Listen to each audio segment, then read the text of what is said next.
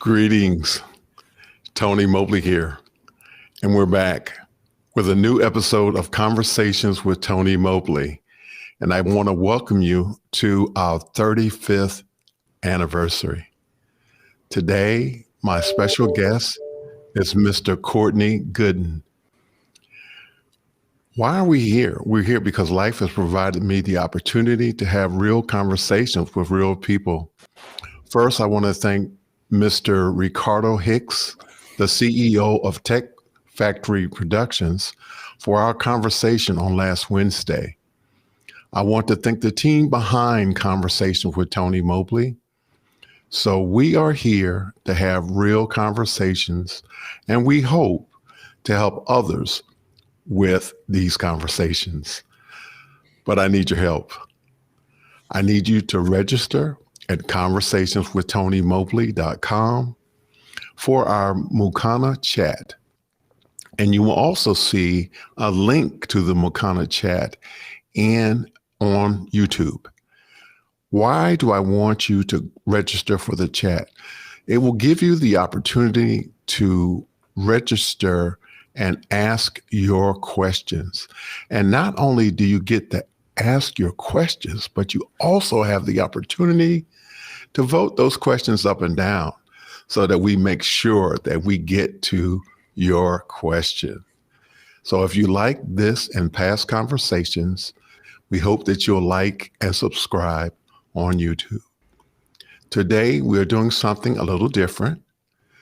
We now have question groups, and these are them.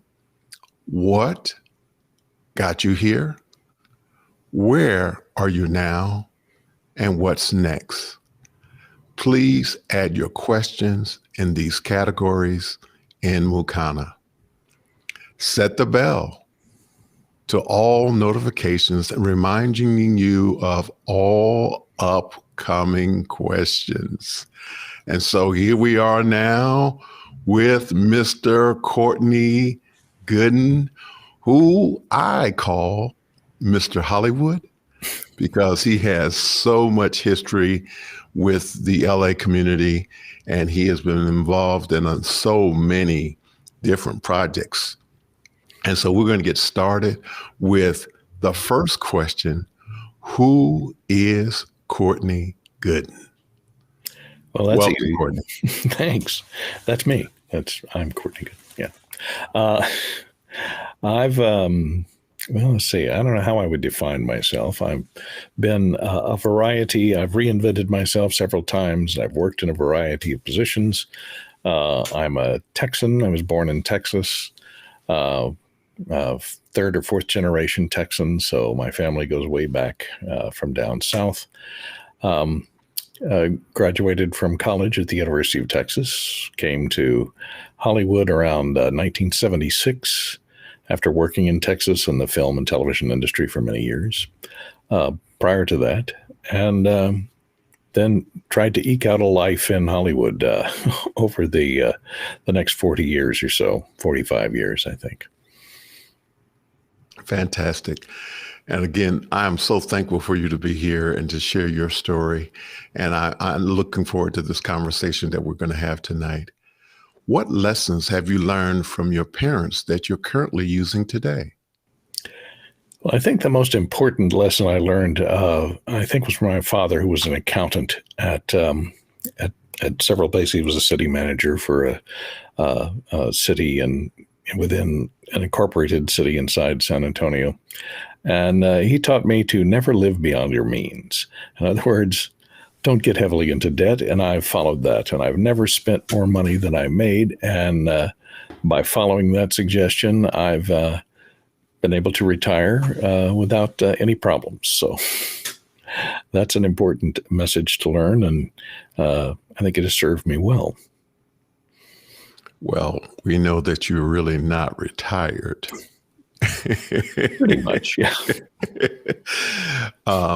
We have a question from Dr. Chris Clark of Tempe, Arizona. And his question is, Courtney, you have a meticulous voice. Is this natural and untrained gift, or have you cultivated your musical and reassuring sound? Do you have a sound warm-up routine? You wouldn't want to hear my sound warm-up routine. It's mostly a lot of hacking and coughing to get to clear the morning phlegm out of my throat. But I do have a sort of a trained voice. I got into radio as a teenager. I had my first radio show. Actually, I got into sound and doing announcements and things in junior high school and high school. And then I got into radio while I was a freshman in high school. I actually had a radio show on the air in San Antonio at age 15, I think. So in that case, I guess I have a trained voice because I learned how to do be the radio announcer. I've been able to lose most of my Texas accent. You can't, not that San Antonians have very much of a Texas accent. It's mainly North Texas that have that little bit of a drawl. But I've managed to lose that and have the Mid-Atlantic accent. So there's a bit of a trained voice in there. I can't carry a tune. So if that's what you're asking, no. It's amazing. I think about when we have office hour mic checks and how funny it is that no one wants to go after you after you've spoken to do their mic check. So it's really kind of a interesting question that Dr. Clark asked you, because it is something, it is a great voice. So thank you for sharing that with us. All right. When did you know this path was for you? Well, it depends on what path you're talking about. I've had several paths, and I've wandered off the path every now and then to try something new. I think every path I've chosen is just curiosity and necessity. I've worked my basic path as far as employment goes is, I worked in radio for many years, and then I got interested in doing film and majored in film at the University of Texas and graduated there with a degree in film and radio, television, film. And after working in radio for about 5 or 6 years, radio is kind of people think of it as a glamorous job. It's a very lonely job. You're sitting in a little room by yourself, speaking into a microphone, kind of like I am now. And you don't know if there's one person listening or 3 million people listening. You just don't know until you say something wrong. And then they call in. And then you know. But so that you get tired of that after a while, and you want to be out amongst people more often. And so I moved from radio into doing sound on film and television. I'd worked as a television cameraman earlier on, starting in high school up through my college years, and moved into doing audio a lot at the University of Texas, formed a production company there where I handle most of the production sound recording. And so that was a chance to use my skills as an electronic engineer and technician to record audio and still be involved, but on the other end of the microphone rather than in front of the microphone. So that was the second path that I chose. I stayed in that for quite a while until in Austin, I had a production company until that ran out. And that didn't run out, but till I ran out. Well, basically what happened is if you're in a college town like Austin and you're doing film production, you find that every graduate of the motion picture school there turns out a fresh crop of eager young people willing to do your job for free. So it's hard to maintain a level of income off doing that job if you're staying in town where there's a new crop of production mixers coming out every year. So I decided it was time to move to Hollywood and try the big time. And I moved out here in 1976. So that was an alteration in my path.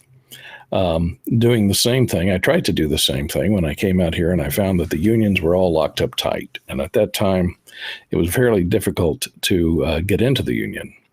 you had to be basically born into it. And my parents were not in the film industry. And so I had not been, even though I had joined the union actually in Austin before I left, but it was a local in Austin, and the sound local, which was in Los Angeles, wasn't accepting transfers from any other local. Same union, Oh, wow. but a different local. And so I couldn't get in for several years until there was a lawsuit in 79, and I was able to get into the union finally, but did non-union work up to that point in time. And then the path changed after that, after doing sound for 20 or 30 years, in production sound, mainly in commercials and a few features, low budget features, things like that. I moved, I did mostly commercials, which was a great thing because they paid well. I got to do my job, and sound in commercials, I don't know if you know it, it's a fairly easy gig because a lot of times in a commercial, you'll only have one or two sync sound lines to record, and then you go home. So I would always get to arrive late and go home early, which was great, and get paid for a full day. So, and they always pay over scale as compared to working on television shows or features. So that was a good path. And I'd always been interested in computers. And so I also did computers and computer graphics for commercials. And I started getting more and more into 24-frame video. And I transitioned from doing production sound into doing customized graphics, interactive graphics for television commercials. So anything that had any commercial that had a computer in it or a television screen, I would do the video playback and write the software that would put up the fake website for whatever product it was we were advertising, and do the interactivity with the actors on the set so that it looked like they were browsing a specific website or doing something with their computer if it was a computer company. And that was very lucrative for 6 or 7 years, well, maybe about 10 years, just doing 24-frame playback in commercials. And then finally, I was turning down 3 or 4 jobs a week. I mean, it was great during the .com. That was during the .com boom, because everybody was discovering the internet, and every company then wanted to promote their product or their website in their television commercials. So I had my work cut out for me there. And then around 2006 or so, or 2004, 2006. None of the commercial, they were able to have software, most post-production software, then gained the ability to track computer screens so that they could paste in those computer screens in post. And that eliminated my job of creating those graphics and playing them back on set for the actors in sync with the camera. So that and the transition to digital cameras pretty much eliminated my job almost overnight. I would bid, for that year, I would bid on 4 or 5 projects, and they'd call me up at the last minute and say, "Oh, I'm sorry, we're just going to do all the graphics in post, but thanks for submitting your bid." And so then I transitioned into doing the same thing, computer and video graphics in episodic television. And in episodic television, they need things to go on a much swifter schedule, and they don't have an entire advertising agency there to create the graphics. So I got into doing the same thing, 24-frame video playback in episodic television, and I did that up until the point that I retired. So those are the paths that I wandered down. And in almost all cases, I was kind of redirected by the change in the industry and the change in technology. And the change in technology has kind of eliminated my jobs in some respects. Okay, very cool. Thank you for sharing that. We have a question from Laura Thompson. But before I ask that question, it occurred to me, so you said you were writing software. So were you doing coding?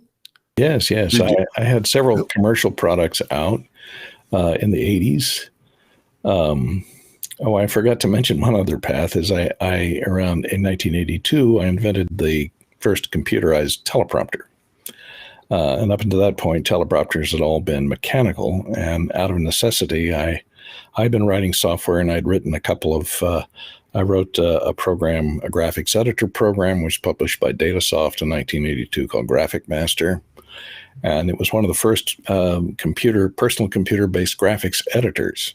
I like to think I invented cut and paste, but I don't know if that's really true. But it was one of the first graphics editors out there on a person ran on the Atari 800. And it was one of the first things that actually offered you the ability to cut and paste graphics and move things around and overlay them and overlay text onto graphics. So yeah, that was a bit of a milestone. Cool. And then after that, I invented, with the invention of the teleprompter software, which also ran on the Atari, that kind of launched another side career of running a teleprompter service company, which I still run today. Okay. Laura Thompson of Texas, what was your experience of working on Roar like? I'm laughing, Courtney, because I did my due diligence and I looked up Raw, and I'm going to let you talk about it, but man, I was like, wow, that was deep. But please share your story. Well, when I first came out to Hollywood, like I said, I couldn't get in the union. And so I was kind of desperate to get some work. And a friend of mine that I'd been in business with, that had been a partner of mine in Austin, and our production company in Austin was already out here. And he was working as an editor on this movie called Roar. And so he called me and said, we're getting ready to start up shooting. You might want to come out and interview for the position of production sound mixer. And so I went out to the location, which was a ranch out in Acton, California. It's just north of Los Angeles, about 45 minutes or so. And so I came out, I interviewed with them. I had all my, at that point in time, I had all my own sound package, sound equipment, production sound equipment, was, ready to go. And I gave them a price, and the price for the rental of the production sound equipment. And they said, "Oh, I'm sorry, we just don't have the budget for that." So I went, okay, well, I tried. And I did have an in there because the guy that was the editor I knew had been in business with, so he knew me. But and Roar turned out to be this crazy movie. I was going to tell you so I went home and started looking for other work. And about 2 weeks later, I got a frantic phone call from the producer of Roar. And he said, "How soon can you be out here? Because we want to hire you. We'll pay your rate and use your equipment." They wanted to use the producer's equipment. They wanted to provide all the equipment, so I would not get any equipment rental. But they said, "We'll pay your rate and we'll use your equipment. How soon can you get here?" And I went, "Well, I guess I can come out this afternoon." And so I came out and I was hired. And it turns out that the original sound mixer they hired was a kid fresh out of film school back east. And they were using the producer's Nagra tape recorder to record things on.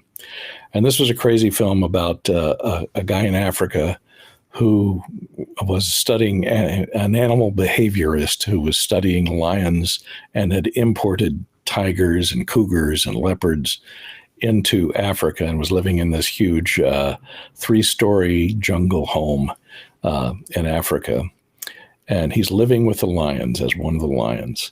And that was basically the plot of the story. And he had a family back east in Boston and Chicago, and they were going to come out, and there's this confusion over they coming out, and the family arrives. He thinks they're coming in the morning and in the afternoon, and they came in the morning. And so they cross paths, and they end up at the house full of lions when he's not there.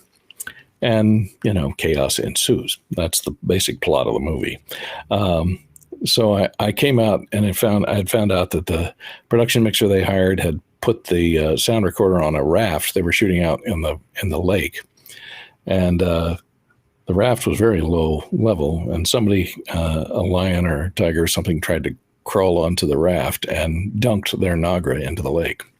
Oh, wow. So they were without a recorder. And of course, they didn't really like the wisdom of the sound mixer who put the recorder on the surface of the raft that close to the water. So I was able to take over. I thought I said I would just work it for a couple of weeks and get the sound mixer to teach him the ropes. And because I had been a sound mixer for 5 or 6 years at that point. And teach him, the basics of what to do and what not to do. And then I would leave. But he then became my boom operator. so I could teach him as we went along. And I ended up staying for the next 2.5 years on that film. Oh, wow. And every day, it was great for me because I love a challenge. And it was great for me because every single scene was a challenge. You had to use a great deal of ingenuity in gathering the sound because you'd be in a room with 20 or 30 large jungle cats, and they're roaming around, and they kind of dictate where the action takes place, depending upon where they end up. So, and using a boom microphone was quite difficult because it would distract any scene that we had, dialogue scene that we had, would distract the cats. And the stars of this movie were Tippi Hedren, Melanie Griffith, and the rest of the people were Kylo Mativo was an African actor from Kenya, and we had a hard time casting that part. And then Noel Marshall was the producer, director, and main star, and the writer. So that was basically the cast. So recording them was kind of difficult in the situations where we had all these lions and tigers. I had to kind of plant a lot of microphones and monitor through a video camera on the set so I could play the field and fade up microphones when they got near this microphone or that microphone and crossfade. And so it was quite a challenge to gather the audio in this ongoing chaos that was that movie. And it came to be known as, I don't think anybody really ever saw the film when it came out. It wasn't even released in the United States. It was shot by Jan de Bont, who later became a big director who directed Twister and Speed and another number of other big films. But he was a Dutch cinematographer and quite difficult to work with, but fun to work with. I learned his tics and the way when he would lie, I could tell, and so I would just kind of ignore when he would lie to me about the size of the shot and so on. So I got to work with him, and we ended up working together okay. But there were so many accidents on the set. You can imagine working in that situation with the actors, and the DP, Jan, got his scalp ripped off in one shot. And there were about 70 people that experienced injuries on the set during the making of that movie. And later, after it sat fallow for a long time, and then somebody discovered it recently, and they re-released it. It was all shot in 35 millimeter on Panavision equipment. We had multiple Panavision cameras rolling all the time. Anyway, they re-released it, and it was released as Roar, the most dangerous movie ever made, because of the situation that the actors and the crew were in on a daily basis. Yeah, like I said, I did do a little research on it, and it said that the movie cost $17 million to make, and they made $2 million at the box office. Yeah, I was like, wow. Yeah, the Marshalls, who Noel Marshall was married to Tippi Hedren at the time, and they had to sell. They had a nice home up in Benedict Canyon, which is a very lovely place in Beverly Hills, and they had to sell their home to finance the making of this film. They also had investors like Bob Gottschalk, who was the owner of Panavision at the time, gave them basically all the cameras for free, and so I think our rental bill must have been astronomical, and I'm not sure we ever paid the lab bill. We did get MGM Laboratories was processing all the footage, and we'd shoot days where we'd shoot 40,000 feet of film, which is a lot. And we got a notice from MGM Laboratories that said, your film has run more film through our laboratory, more footage through our laboratory than any other film in the history of MGM Laboratories. And that included Apocalypse Now. So, wow. A dubious distinction. And interesting thing is, it was supposed to be a comedy? It turned out to be kind of a comedy. I don't think it was originally written as a comedy. It didn't have a lot of funny lines, but it depended, the producer director kind of said, the lions and tigers wrote the script, and it kind of looks like it. There was a basic structure, and the film, there were a lot of scenes that were omitted in the final movie that we spent months on shooting, and that whole, those whole scenes are gone. the dialogue is fairly stilted. You can imagine it's pretty tough for the actor to recite their memorized lines and get the storyline done when you're surrounded by lions that are trying to eat you in the same room. So you kind of are looking around all the time and watching your back, and it's fairly difficult to act into this situation. So the acting was not that good. And by the time they tried to construct a story out of it that was, out of all the great footage, some of the most remarkable animal and actor interactions that have ever been shot. And it was all in glorious widescreen Panavision. But trying to eke a story out of it, they looped several actors and added new lines to it to try and make the story make sense, and it still doesn't really make any sense in the final version of the movie. So if you watch the movie all the way through, you probably understood that. Very cool. Thank you for sharing that. Thank you, Laura, for the question. Can you talk about your work with Dexter and other productions? Sure. That was after I'd transitioned out of doing 24-frame video playback, video engineering, and computer engineering for television commercials. I started doing episodic, and Dexter was one of the Showtime show that I went out and I can't remember how I got that job, but I came in on the second season. They fired the guy from the first season. And I came in on season 2, and I handled basically all the computers anytime there was a screen on set. If they had television sets where they were monitoring security footage or, video surveillance, things like that, I'd be playing back that stuff. And anytime Dexter would be looking up stuff on his laptop, I'd be running that. Or any computer or big screen or anything that involved video that was on camera. Basically, that was my department. And I stayed in doing that for about all the way through the 8th season. So I was on that for 7 years. I also did the same thing. Dexter only shot, because it was a limited series, they shot about 10 or 12 episodes per season. And so they would only shoot about 3 or 4 months out of the year. And then I would go off and work. I also worked on Desperate Housewives. I did the same thing. I also did the same thing on a show called Big Love. That was a Showtime show with Bill Paxton playing a bigamist, basically a Mormon church offshoot that allowed polygamy. And so he had 3 wives, and that was the story of Big Love. And I worked on Entourage and a number of other episodic TV shows doing the same thing here and there. I do Shameless, Entourage, Big Love, a number of others. Very cool. We have a question from Roscoe Jones of Berea, California. How did having real world experience before college change what you learned in college? And did it set you on a lifelong path? Well, it's kind of interesting. I first went to college. I thought I was going to be going to electrical engineering. So I first went to Texas A&M University and majored in electrical engineering because I was very interested in electronics. I'd always been a tinkerer with electronics. And so I thought that would be a good field for me, even though I had been working in radio and doing a lot of the engineering in radio for several years.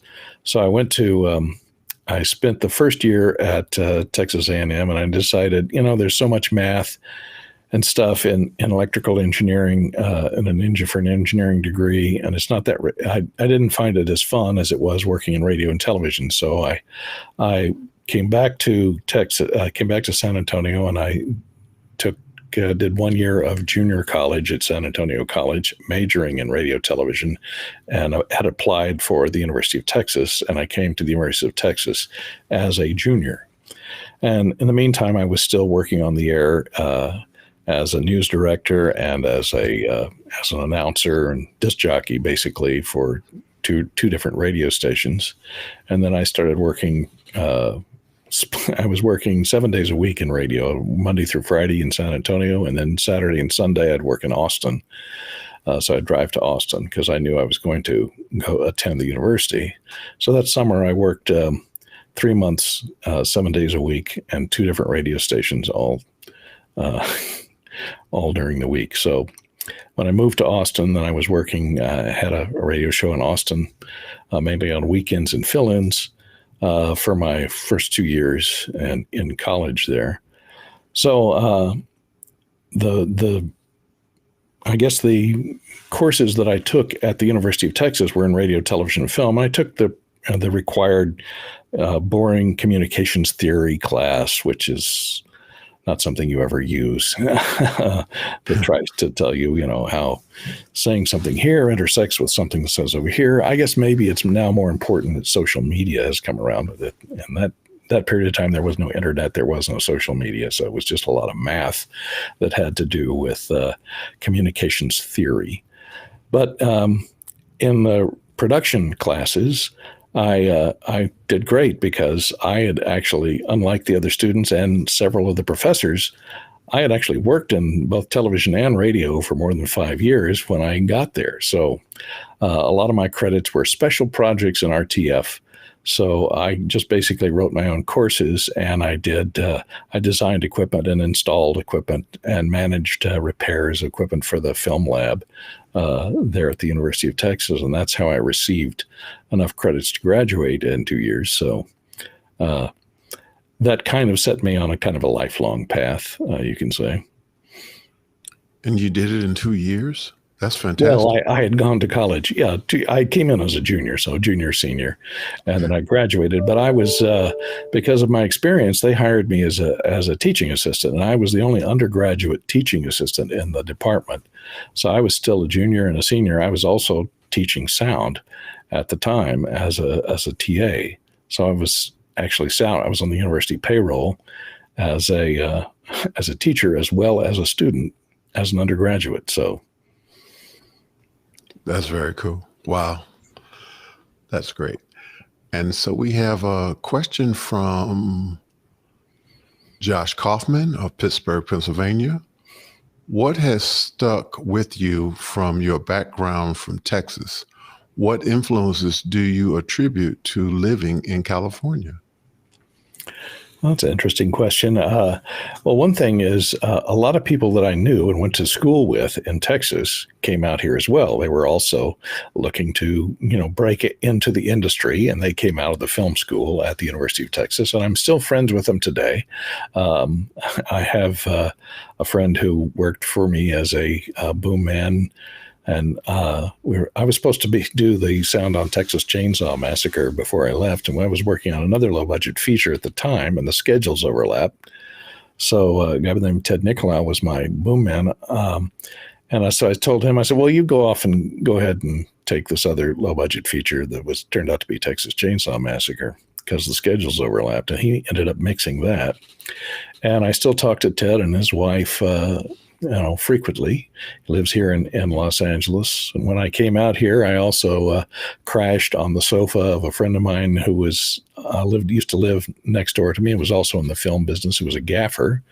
And he and his wife had a small apartment here. And so I crashed on their couch until I could find my own apartment here.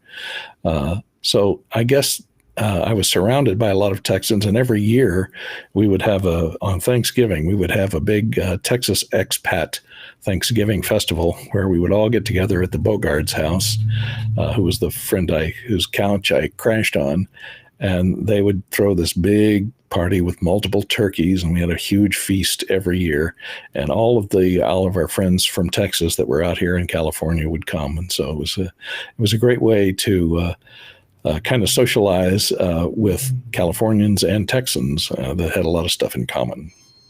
Yeah, fantastic. We have another question we have a question from Lois Richter of Davis. How are the sound requirements for video show different from those for radio shows?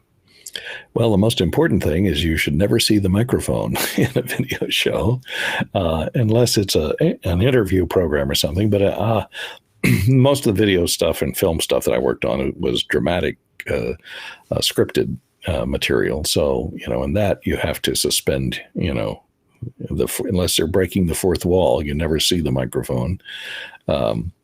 So having to get good sound without causing shadows that fall on the walls or causing clothing noise from a microphone that's worn underneath the clothing, those are the challenges that you have. And in radio and here, I can have them, although my microphone is out of the shot, it's right here.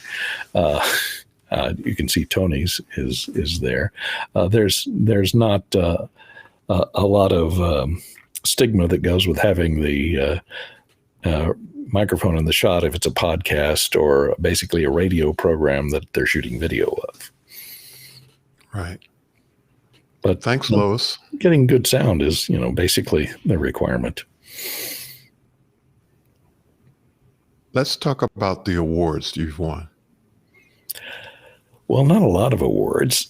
There is an Emmy back over that shoulder that I did win for. It's a scientific and technical Emmy that I won for inventing CompuPrompt, which was the first computerized teleprompting system. So the inscription on the Emmy says to CompuPrompt for pioneering development in the field of electronic prompting.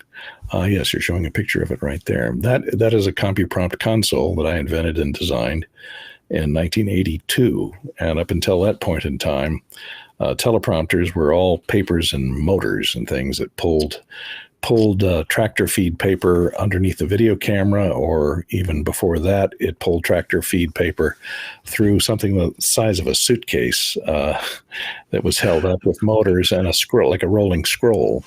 And that was problematic because it created a lot of noise. And as a sound mixer in commercials, I would run into that all the time. So being a computer programmer and having written several graphics programs, I thought, well, I could do that on the computer. And so I came up with, wrote the software, redesigned all the redesigned all the camera mount hardware, because I had noticed that it was always difficult mounting the teleprompter on the camera. So I came up with a much more flexible camera mount that could be moved around in 4 or 5 different axes. So that aspect, creating CompuPrompt in 1982, after 30 years or so, I was awarded that in 2010, that Emmy Award for the pioneering development in computer prompting for inventing the first computerized teleprompter. That's fantastic. Wow. What an achievement. Thank you. Thank you so much for being the inventor that you are. Thank you. We have a question from Junior Grant. What got you here? Having years, knowledge, experiences of Hollywood and AV industry, what attracted you to this profession? Well, being able to work, like I said earlier, I had a production company that I was partners with several other people with in Austin. And Austin was kind of a happening community, but most of the stuff we worked on was commercials for local area commercials or regional commercials, sometimes instructional films, things like that. So that was the kind of market. Every now and then a film would come through Austin, and since I joined the union, I was able to work on union films that came through the area. Just as an assistant, I'd work as a lamp operator or a cable man, second boom operator occasionally for sound. But like I said, the opportunity to advance really ran out in Austin because of all the competition for non-union work, and there wasn't that much union work going on. I worked also as a stagehand on a lot of musical venues in Austin. So I would work when Blue Oyster Cult or one of the big bands would come through. I'd work as an electrician or basically a stagehand, setting up and tearing down all that equipment that would happen in a day or 2 days. And that was union work, but that kind of union work really wasn't what I really wanted to do, which was sound. And so that's what attracted me to move out to Hollywood, where I thought there was a much richer, level of production going on. And I'd have the opportunity, if I could make it into the sound local here, to be able to work on a lot more projects, or at least be available to work on a lot more projects.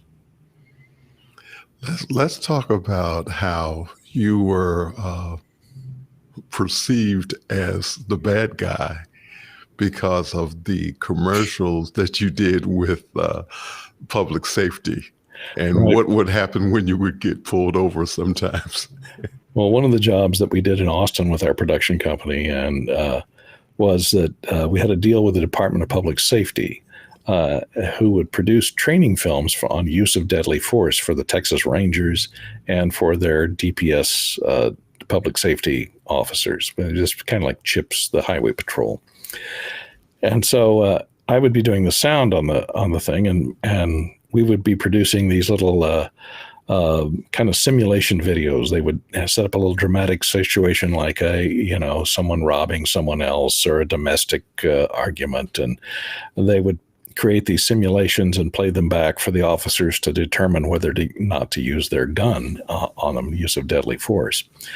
And so a lot of times I'd be sitting around because there were a lot of MOS stuff, and they'd go, "Hey, you're big and ugly. You can play the bad guy in this." And so I would stand in for the bad guy and be the evil guy at these training videos a lot of the time, because most of them were voiceover, so I'd be gathering, just available sound effects there. And if there was any dialogue, I'd capture that. But so as a result, I was in a lot of these training videos as the bad guy. And occasionally I would get pulled over by the highway patrol for something, and they'd look at me and they'd, run my license and say, "Well, there's no wants or warrants for this guy, but I've seen you on a wanted poster or something somewhere." And I'd have to explain to them, I taught them when to use their gun. And hopefully it wasn't on me. Very cool. Very cool. Thank you for sharing that.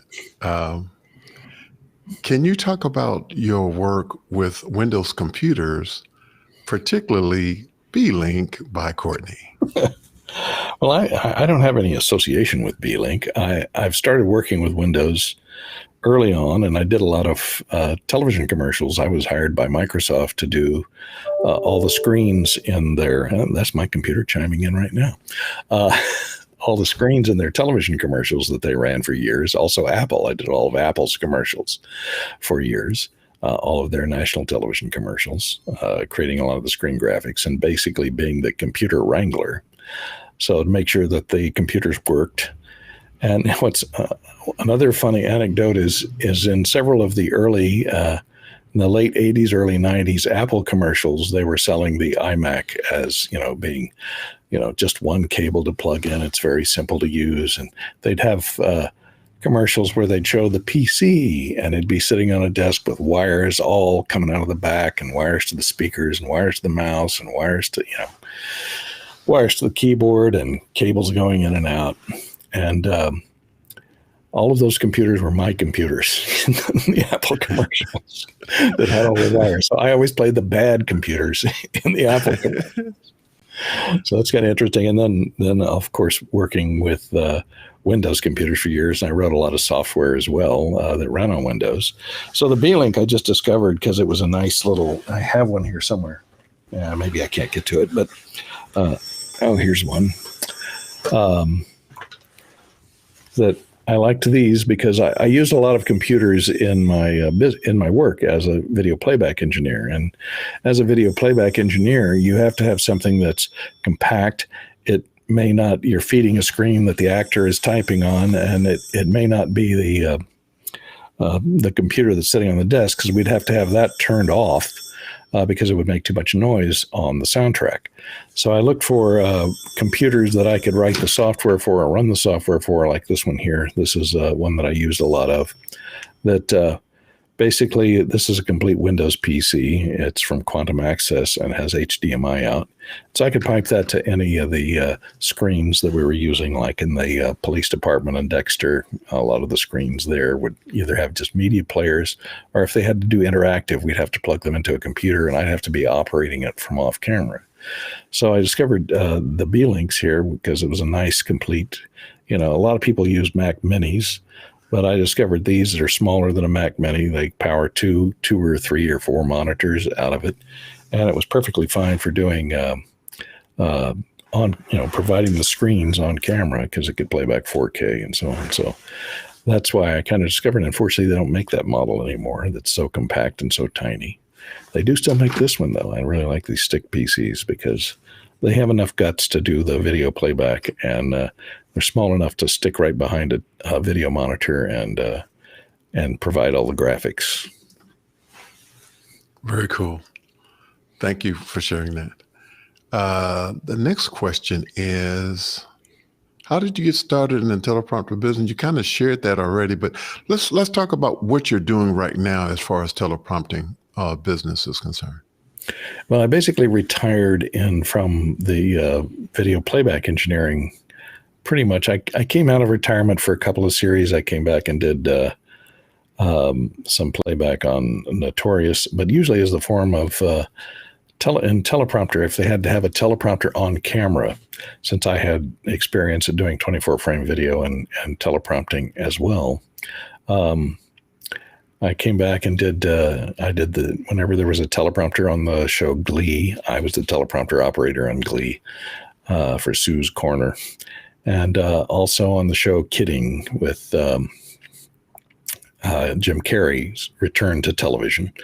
The first season of Kidding, I was the teleprompter operator on the show within the show.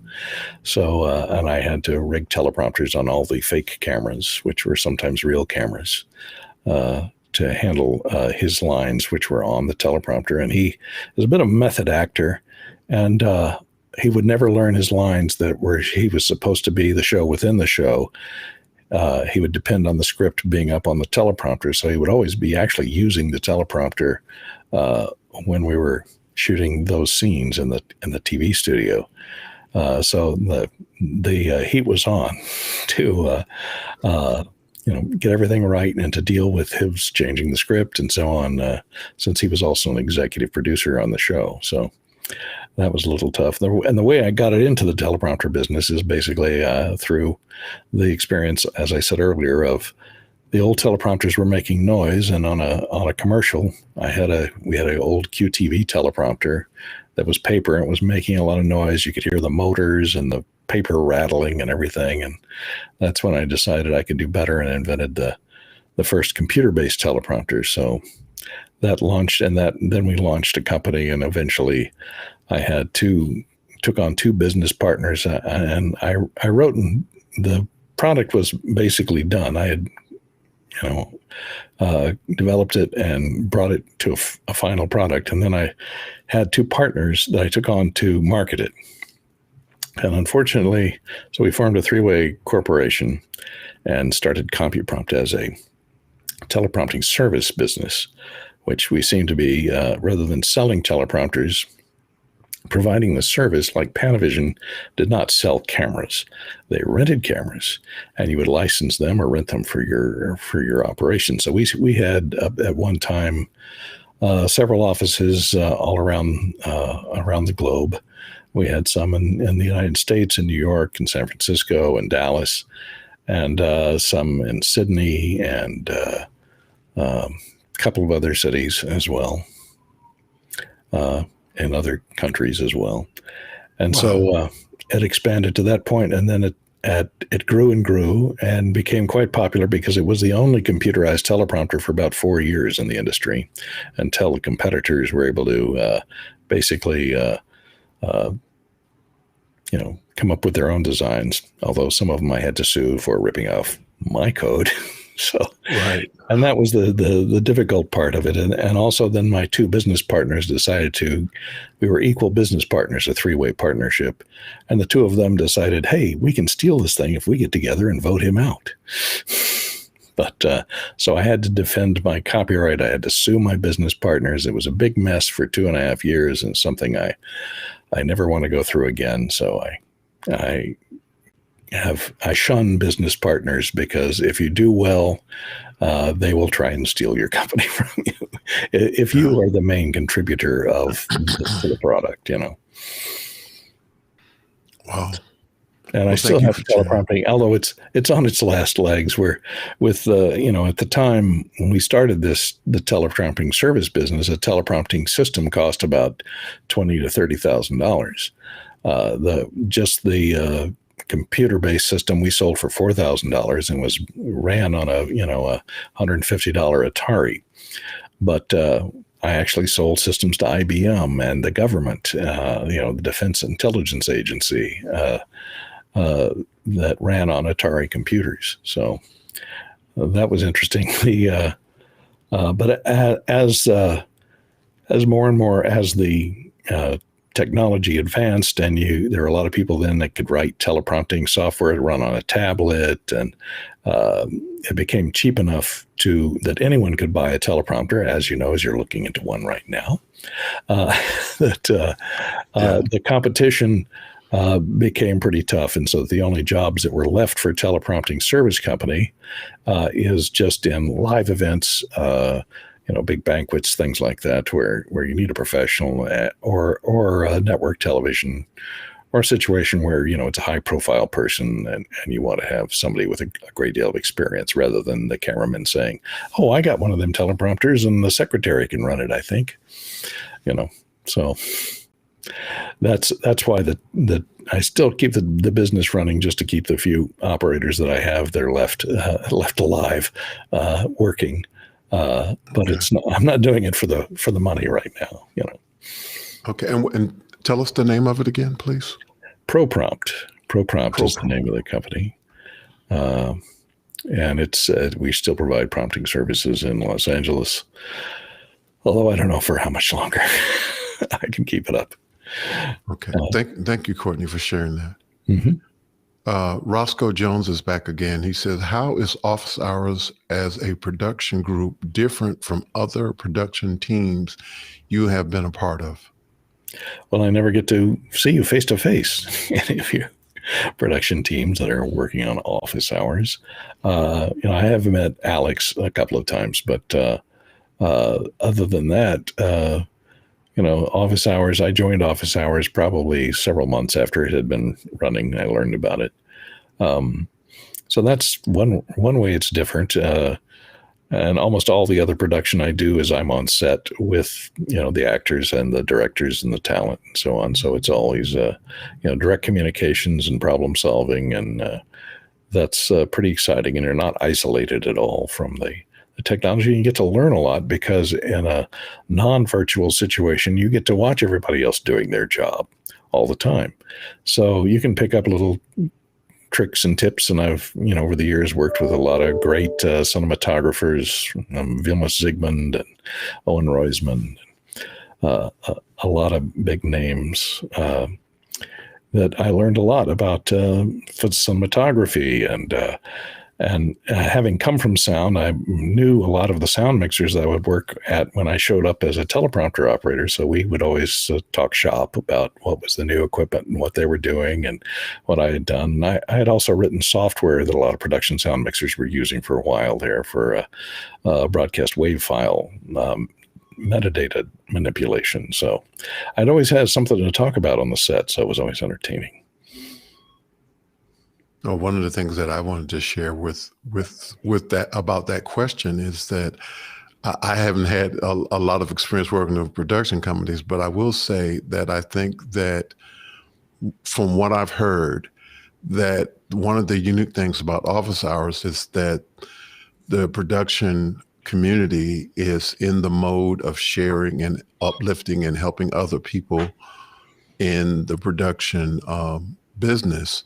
And that was not always the case in the past. It was that if you were proficient in doing something, you kind of kept it to yourself, and it was your secret sauce.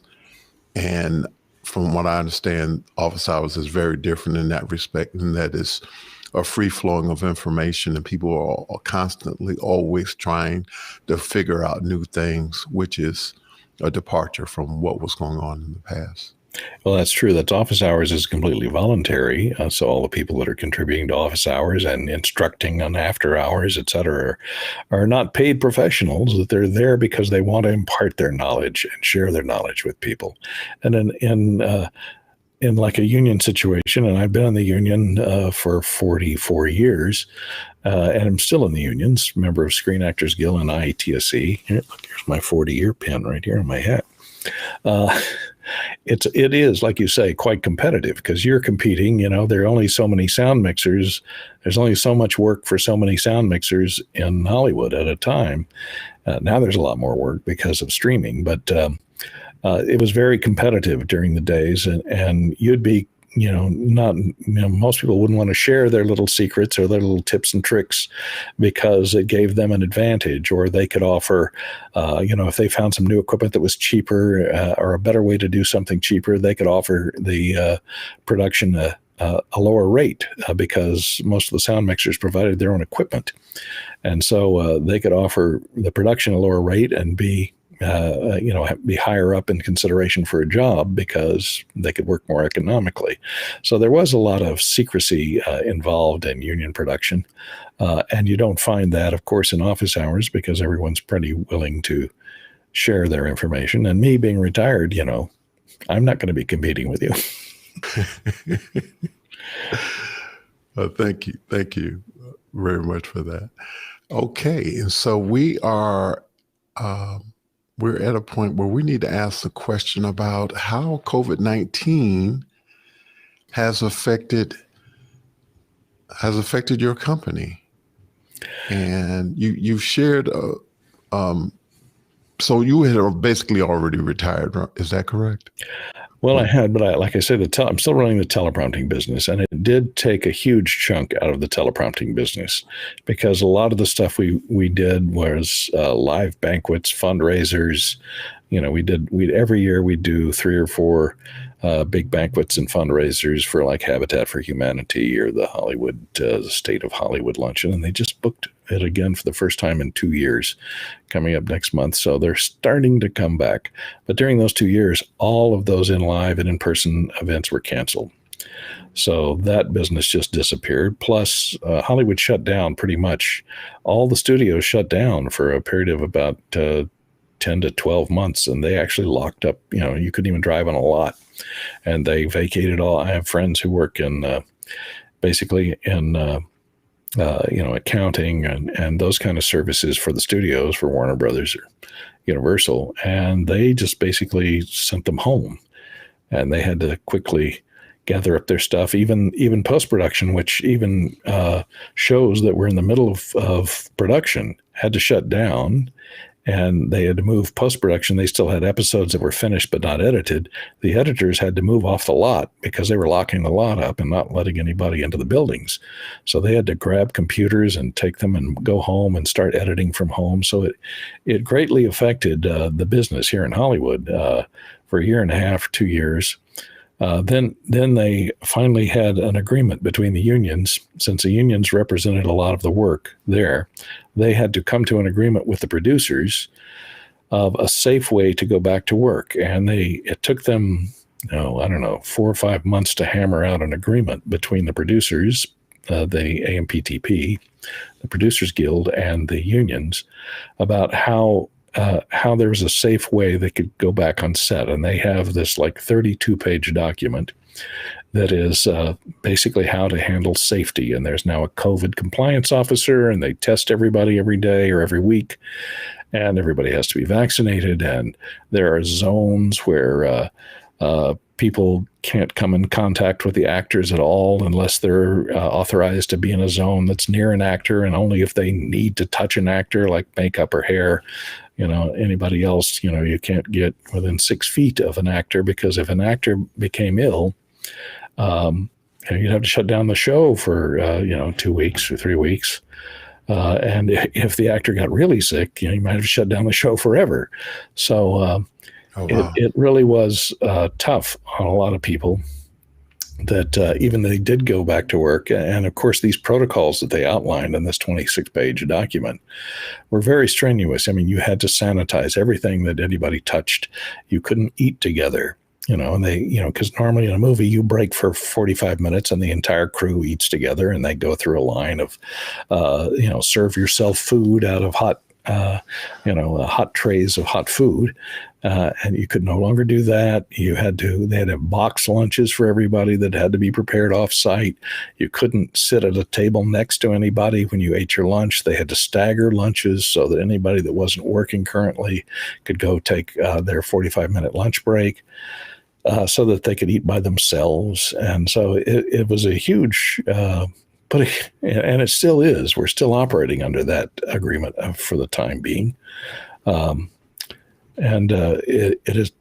They've eventually gone back to work and figured out a way to accommodate the restrictions into the scripts. They even had to rewrite a lot of the scripts so that they had to write scenes that had a large number of people in them out, so that they didn't have to deal with the problems of getting 100 extras or something on the set at one time.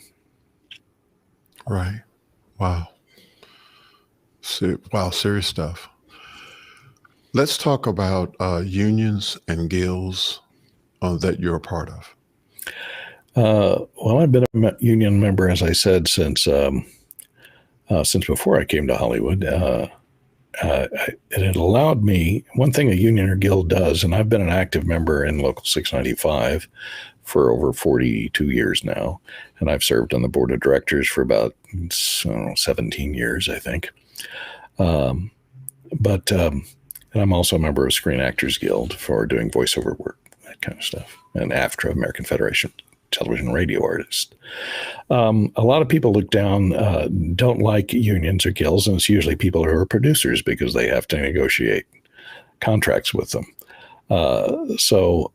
And the old Hollywood that is considered, the bad reputation that unions got of feather bedding, that it was, back when I came in, it was very much like that. In fact, a lot of the unions got their start through organized crime because they represented, they came in to basically take a piece of production by representing the workers. And in order to negotiate higher rates for the workers, they would take a percentage in union dues and negotiate contracts. And, like the Teamsters and so on were tried for a lot of illegal activities in the early days. These days, it's much more on the up and up. They're not really controlled by the mafia anymore. That they do represent people fairly, and they negotiate because, still we get good wages, but you got to realize that when I came out here, people doing technical jobs like sound mixers or electricians or those kind of people worked for the studios directly. They were not freelance. So you'd go to the Universal Sound Department and you'd have to know somebody to get in as a employee of Universal. And you may work on a different movie every day. You'd be assigned by the sound department. And eventually the unions kind of lost control of that. And so they had the town locked up pretty tight, and you couldn't do a movie in Hollywood without a union contract, because a lot of the theaters, which also held where union projectionists were in, had a law that said they couldn't project a film unless it had a union bug on the end of it, unless it was produced under a union contract. So they had a tight grip on the industry at that point in time. Then somewhere around the late 70s or so, they came up with the producers came up with a clause that allowed them to do what they called a negative pickup. And that allowed the studios, which were really in charge of all the production at the time and distribution, to pick up an independent film that was produced not with a union crew and release it as a independent film, but into their union houses that they owned for exhibitors. So that negative pickup allowed them to supposedly take a hands-off approach to satisfy the union rules. They could say, well, we'll just make it a union film at the very end, so they could produce the film very cheaply with non-union talent and then still get it released in their union theaters. And that was pretty much the downfall of the power of the unions at that time. So now every movie is basically a free, there's a few exceptions to that, but almost all big name movies are freelance productions. That's why at the beginning of every movie, you'll see a so-and-so production, a so-and-so production. You'll see 5 screen credits for 5 different production companies on the head of a single film. And it's because they're all financing that movie rather than the studio that's releasing it. And so they now have the power to say, well, if you we'll just take this non-union and still distribute it. And the money may still be coming from the major studios, but it's just invested under the table through these independent producers. So now then all of the long-term staff positions now became on a film-by-film basis for all the technicians. So every technician, you're only hired on a weekly basis. At the end of the week, they can hire somebody else if they want to. There's no job security whatsoever. So the strength of saying, you can't fire me, I'm in the union, well, that doesn't exist anymore. They can fire you if just on a whim, just because they don't like you the way you look, if you're on a weekly basis, they have to pay you out for the end of the week, and then they bring somebody else in. That happens many times these days. So security is not that good in the union anymore, other than the fact that if you do have a grievance, if you feel you're fired unfairly for something, you can file a grievance against them if they were doing something that was not allowed in the contracts. But I've been in those rooms and negotiated with the negotiating committee and negotiating against a room full of entertainment attorneys for all the major studios, and that is a horrible thing to witness. Yeah. When you're up against 30 or 40 entertainment attorneys, trying every way they can to knock your rates down, make your staffing requirements less. They want to be able to hire one person and make them do 3 different jobs in the same film, for one price, things like that. That's always on the negotiating table when you go into those contract negotiations every 3 years. Wow. Well, that's some serious stuff. Thank you for sharing that. That's great insight that you were able to share with us tonight. Thank you again. Lois Richter is back again. If you could go back and give your teenage self advice, what might it be? Don't have business partners. As I explained previously, I always ended up having to either buy them out or sue them. Unless you're just along for the ride, if you're one of the ones that's a creative impetus for creating a business or your talent, the business that you're in is based on the talent that you have, then you can, you have to be very careful. If you're just an investor, then that's a different story. Okay. The next question is, what is your opinion on in-person hybrid events? Or where are you with digital first events?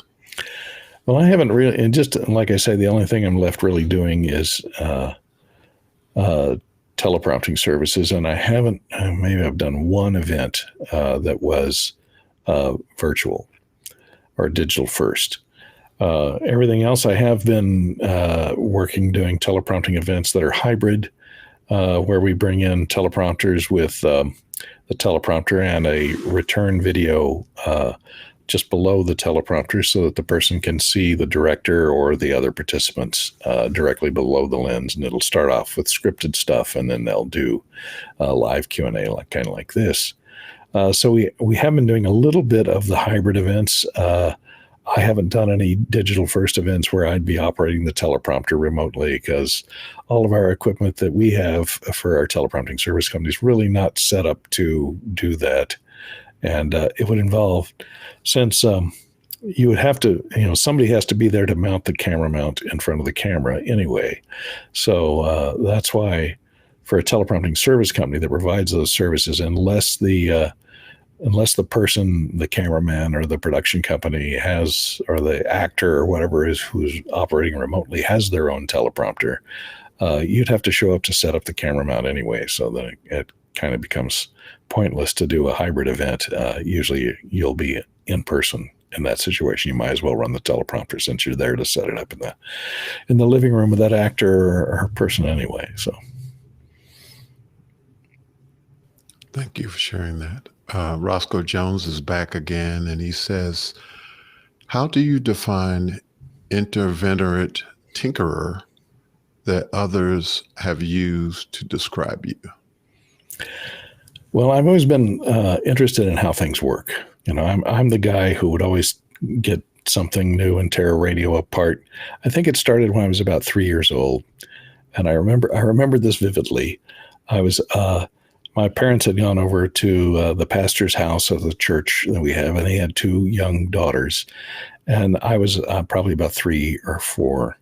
Three, I think. And they had a little model of a church. It was a little plastic church and was part of a little Christmas scene.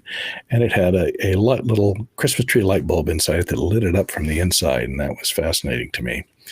And I thought, it had a red bulb and it lit it up red. And I wonder if I took that bulb out, unscrewed the bulb and stuck my finger in there, would it light up red?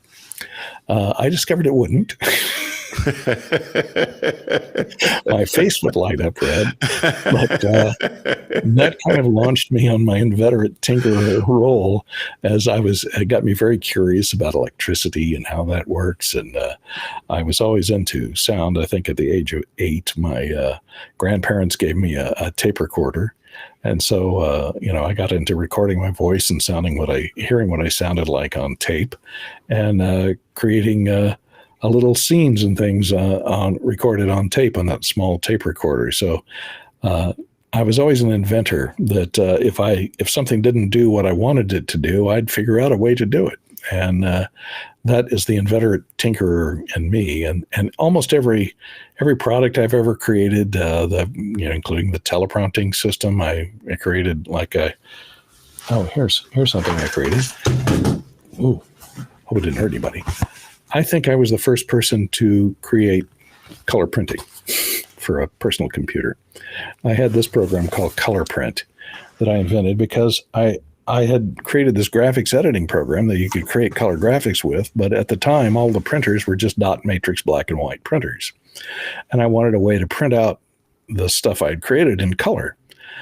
So since there were no color printers, I wrote software to do the color separation, and that particular program, Color Print, I wrote that to do the separation and invented a way of sandwiching colored carbon paper between 2 pages of tractor feed paper, registering it, and doing a red pass, a green pass, and then a blue pass with the same graphic with the different colors separated out. So it would do 3 passes, and you'd end up with a color print. So I invented the first, one of the first, I assume the first.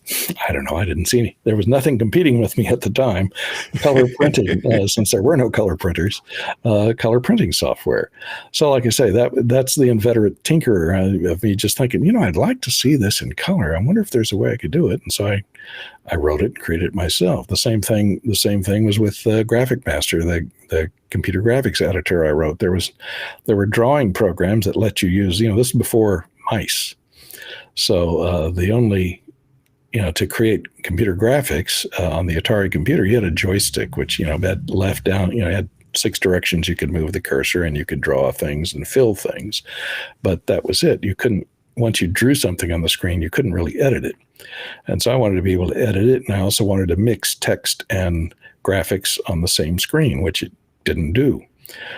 So I wrote a program to do that, and took a while, and eventually I showed it to somebody else. I wrote it really for myself, and I eventually showed it to somebody at an Atari user group meeting, and they said, well, we have this distribution company, which was Datasoft, and so I licensed it to them, and they distributed it. So it earned a fair amount of money. It was one of the first computer graphics editing programs.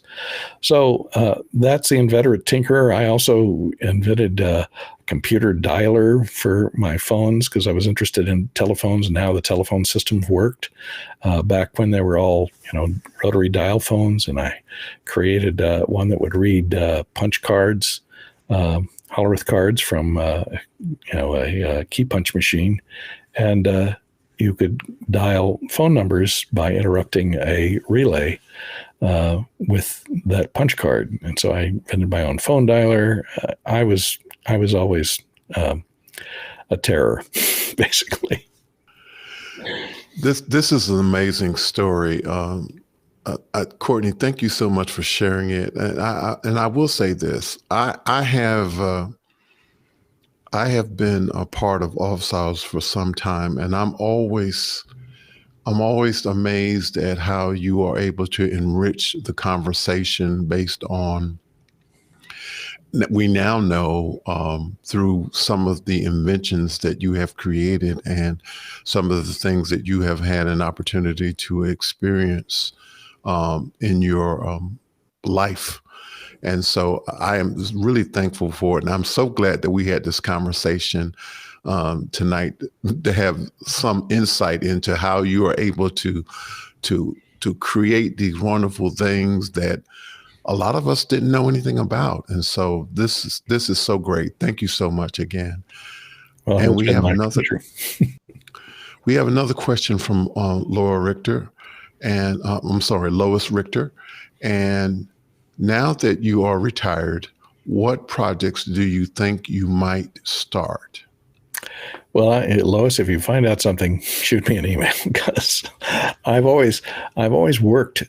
My profession has always been something I've always been interested in. So, like people would have hobbies, my hobby was always what I was doing professionally. So I always turned my hobbies into a profession in every situation, electronics and software writing and those kind of things. Now that I'm retired, I'm looking for another.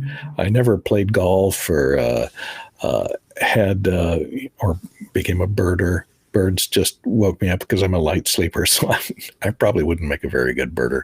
So finding a project that I would start, I have started taking on 3D printing, which I came late to because I thought originally 3D printing, I saw what they were printing and the things that were available to 3D print. And they were like little toys and little things that you could buy at the 5 and dime store for 29 cents. Why would I spend 3 hours and $4 worth of plastic printing out something that you could buy off the shelf for 25 cents? But then I learned that, hey, I can use this as, it's a great problem solver. If I need a little bracket or a box or some custom part that doesn't exist, rather than trying to machine it out of metal or craft it in some other way, it's very easy to design it in 3D software and print it out. I can have a functioning copy of it or multiple functioning copies of it with very little effort. The 3D printer has been a great a tool, and I've used it to just print a whole lot of things that I use in the teleprompting software.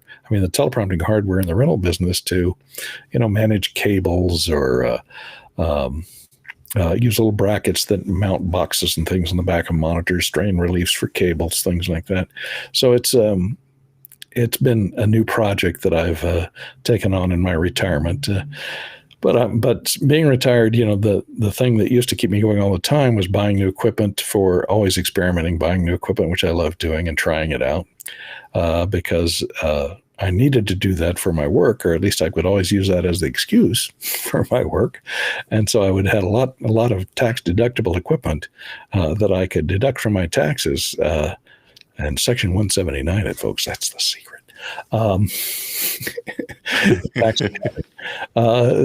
For research and development.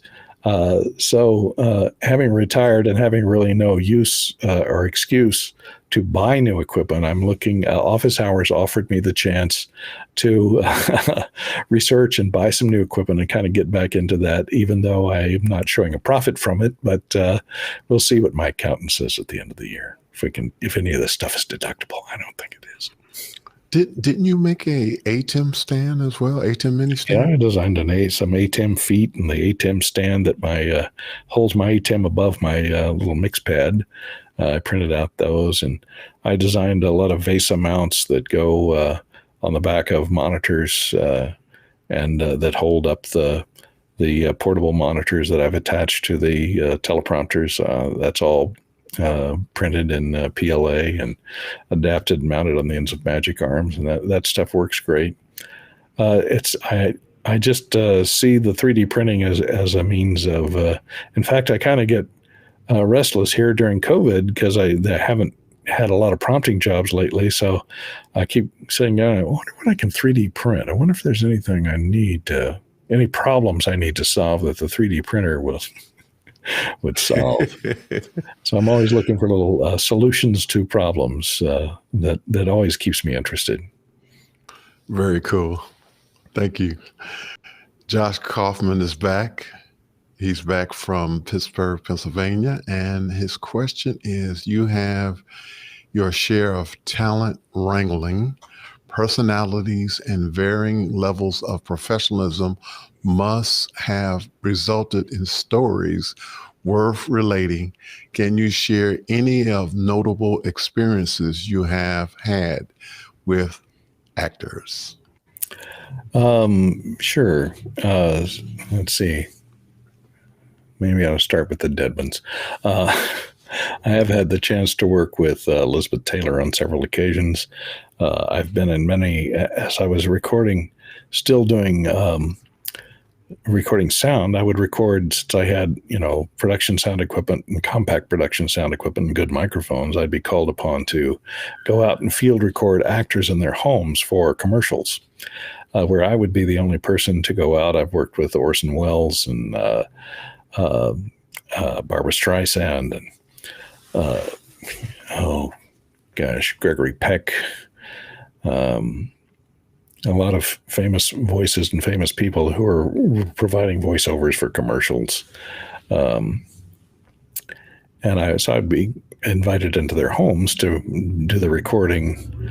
I just did a recent thing, not fairly recently, about before COVID, with Burt Bacharach in his home. So you have to kind of be careful and be very respectful, and you're coming into someone's home, and use discretion. And, of course, they give you their home phone numbers and things like that. So you have to make sure all that stuff is secure and doesn't escape. I've seen a situation with Elizabeth Taylor where, beforehand, a lot of times when you're working with a celebrity on set, production will give you all kinds of instructions. Don't talk to Miss Taylor. The production company always has to give her gifts when she arrives. Do not address her unless she addresses you, et cetera, et cetera, et cetera. Don't get in their eye line. And there are a lot of rules that you have to obey when working with a celebrity so as not to distract them or bother them, which is certainly understandable.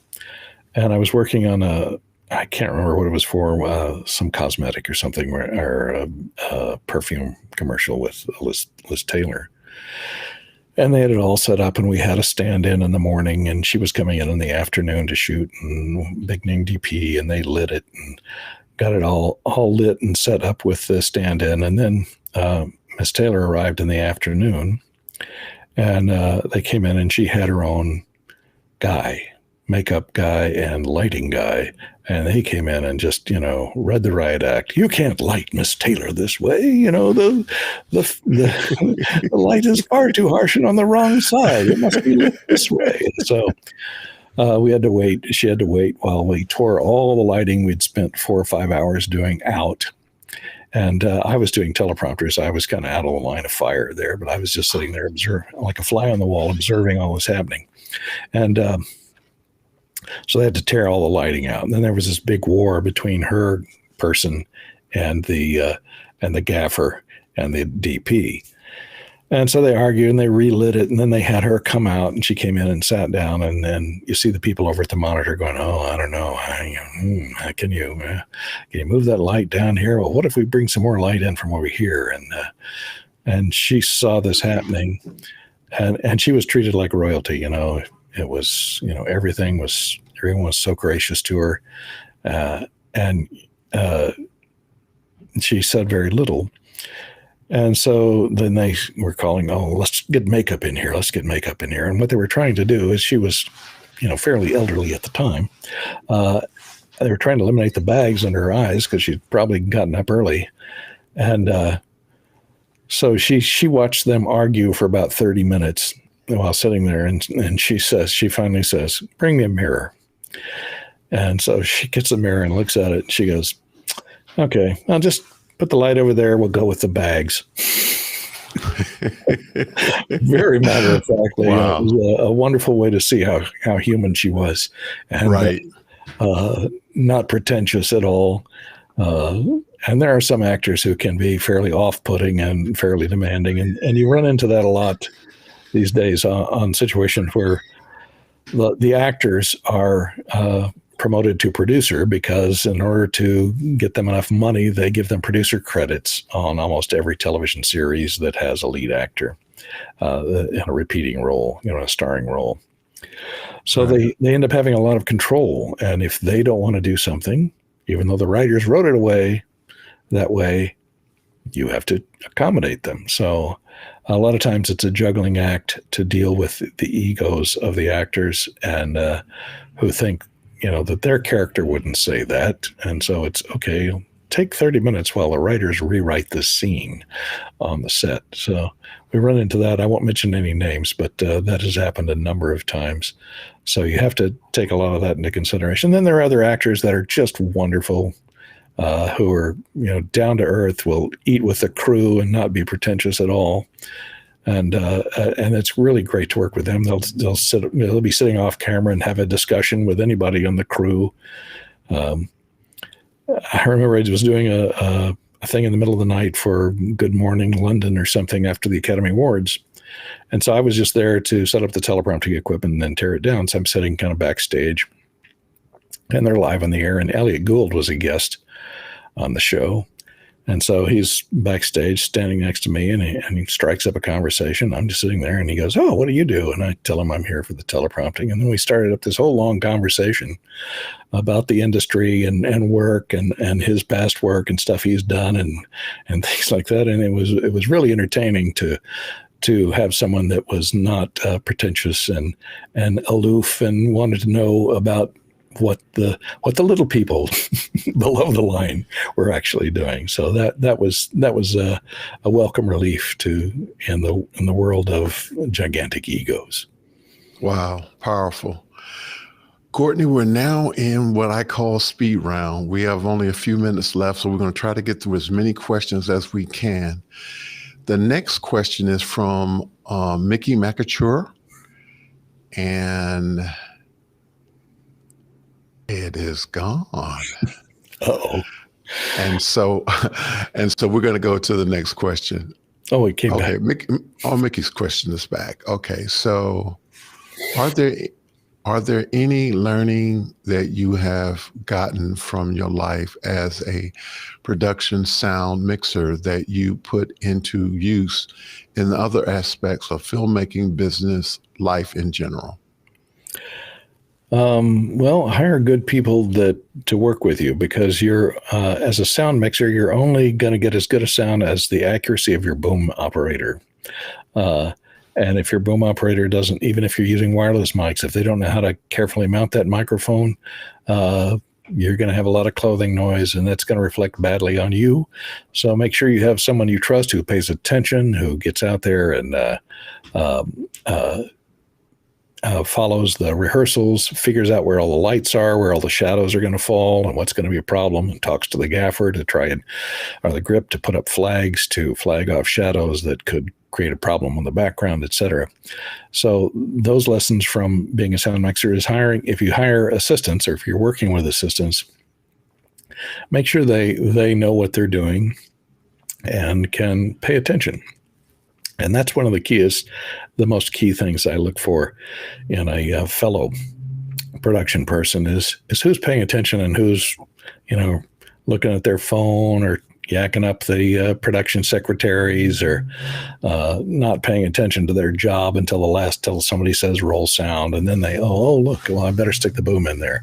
Those kind of people I learned to avoid at all costs. And so that's one thing that I learned. And so I always like to hire people that are reliable and pay attention. The same thing with the teleprompter operators. If the teleprompter operator hears the director and the actor talking about, I don't like that line, it's very hard to say, the teleprompter operator will go to that line, put it up in the teleprompter, go into the edit mode, and be ready to make the changes. So that they said, well, what if you said this? And by the time they finished saying that, you'd have it typed in and up on the teleprompter, and they'd go, can you put that in it's already there. Okay.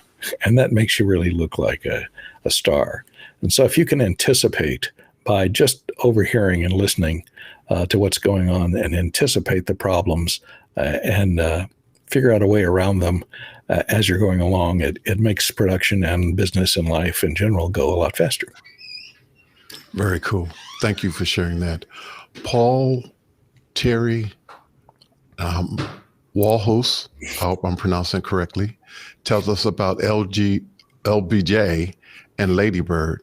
about your days with KLBJ.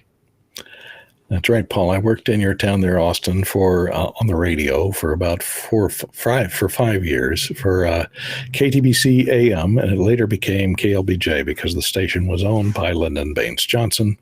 And when he was president, he put it into his wife's name, so Ladybird was the actual owner of record during his time as the presidency. And I worked weekends at KLBJ on the AM side in the basement of the building. And they have they own a television station and 2 radio stations, FM and AM station. And on the weekends, they would come into town. They had the ranch, Lyndon and Ladybird had the ranch out in Johnson City. But on the weekends, they would come into town to attend events and things like that. And they had a penthouse on the top floor of the station that I worked at. The radio station was in the basement. The television station was on the 2nd and 3rd floors. And also up there was this penthouse, this apartment that they maintain. So I would frequently run into LBJ and Ladybird at the station on the weekends. I'd come into work and I'd see that the Secret Service are sitting around the lobby, and I'd know he'd be there. And I'd occasionally, I'd get in an elevator to go grab a cup of coffee during the news break. And the coffee, the coffee machines were on the 2nd floor, so I'd have to either get in the elevator or bound up the stairs to grab a cup of coffee and come back down. I got the elevator one day, and there were 2 Secret Service guys in there, and the doors closed. And I go, "Oh, I'm going to the 2nd floor," and they said, "No, you're not." And so I said, "But I'm on the air. I got 5 minutes. I got to get back. There's maybe dead air on the radio station." And they said, "Oh, you'll make it back." And so we went on up, and I looked down, and they had a sack in their hands from Whataburger. And the doors opened, and LBJ and Ladybird were there, and they go, "Oh, lunch is here." And so, and they brought out the Whataburger bag, and they all tore into that, and then the doors closed, and I went back down and got my coffee. But it was interesting to note that, they didn't eat any better than I did. The former president and Ladybird. That's just one of the many stories. Wow. Okay. So thank you, Paul, for that great question. You're speaking to the world. What do you want them to know? Don't call me, I'll call you. Stay away from social media. It can destroy you. They're wanting to take over the world.